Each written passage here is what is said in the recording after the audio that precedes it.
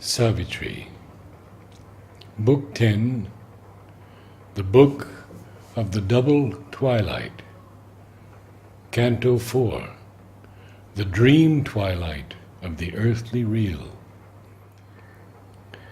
Then rang again a deeper cry of death, as if beneath its weight of sterile law, oppressed by its own obstinate, meaningless will, disdainful, weary, and compassionate. It kept no more its old, intolerant sound, but seemed like life's in her unnumbered paths, toiling forever and achieving naught, because of birth and change, her mortal powers by which she lasts around the term posts fixed, turning of a wide, circling, aimless race, whose course forever speeds and is the same. In its long play with fate and chance and time, assured of the game's vanity, lost or won, crushed by its load of ignorance and doubt, which knowledge seems to increase and growth to enlarge, the earth mind sinks, and it despairs and looks old, weary, and discouraged on its work. Yet, was all nothing then, or vainly achieved? Some great thing has been done, some light, some power, delivered from the huge inconscious grasp. It has emerged from night. It sees its dawns, circling forever, though no dawn can stay. This change was in the Godhead's far-flung voice.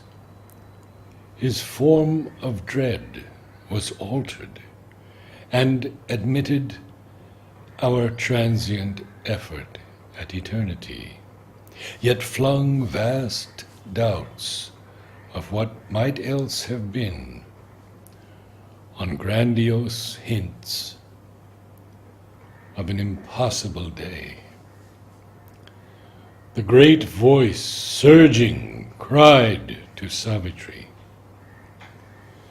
"Because thou knowest the wisdom that transcends both veil of forms and contempt of forms, arise, delivered by the seeing gods. If free thou hadst kept thy mind from life's fierce stress, thou mightst have been like them, omniscient, calm. But the violent and passionate heart forbids. It is the storm bird of an anarch power that would upheave the world and tear from it the indecipherable scroll of fate, death's rule and law, and the unknowable will.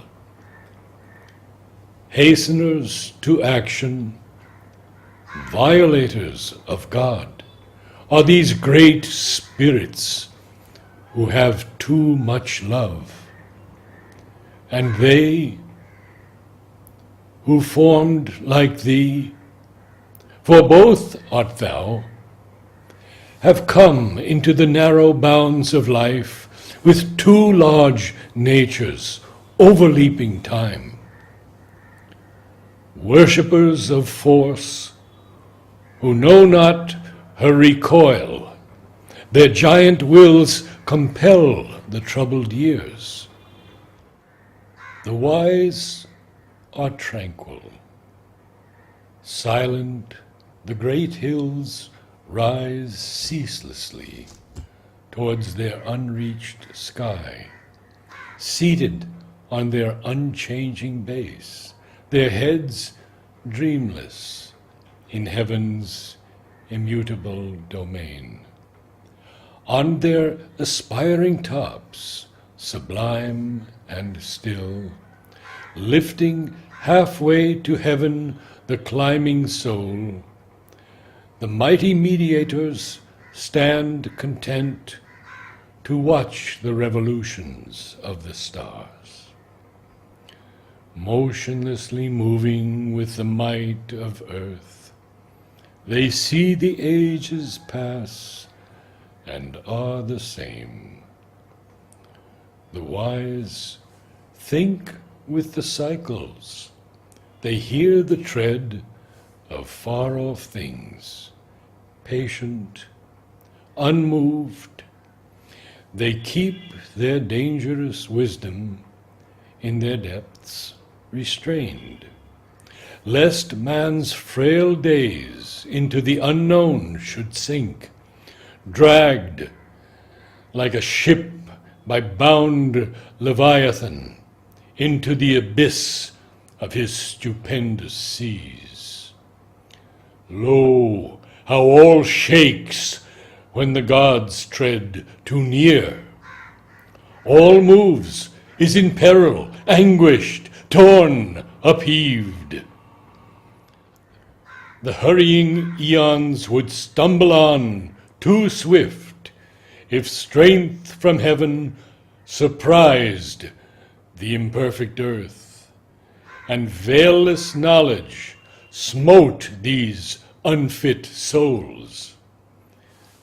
The deities have screened their dreadful power. God hides his thought, and even he seems to err. Be still and tardy in the slow, wise world. Mighty art thou, with the dread goddess filled, to whom thou criedst at dawn in the dim woods. Use not thy strength like the wild Titan souls. Touch not the seated lines, the ancient laws. Respect the calm of great established things.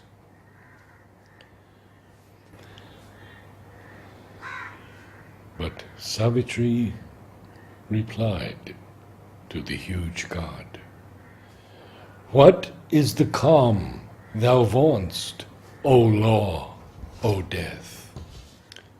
Is it not the dull-visioned tread inert of monstrous energies chained in a stark round, soulless and stone-eyed with mechanic dreams? Vain the soul's hope if changeless law is all. Ever to the new and the unknown press on, the speeding eons justifying God.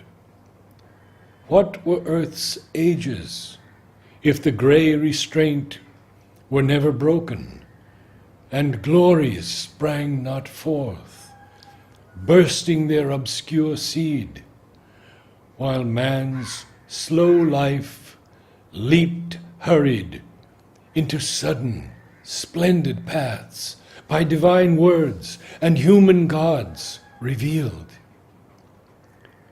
Impose not upon sentient minds and hearts the dull fixity that binds inanimate things. Well is the unconscious rule for the animal breeds, content to live beneath the immutable yoke. Man turns to a nobler walk, a master path. I trample on thy law with living feet. For to arise in freedom I was born.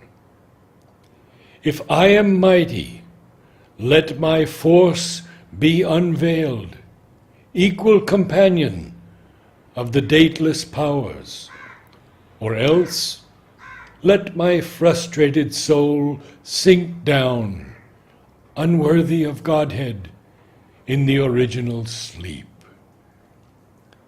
I claim from time my will's eternity, God from his moments.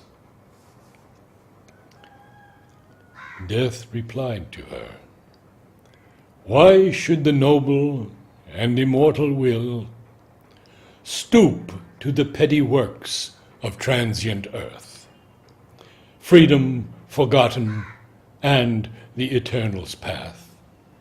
Or is this the high use of strength and thought to struggle with the bonds of death and time, and spend the labor that might earn the gods, and battle and bear agony of wounds to grasp the trivial joys that earth can guard in her small treasure chest of passing things?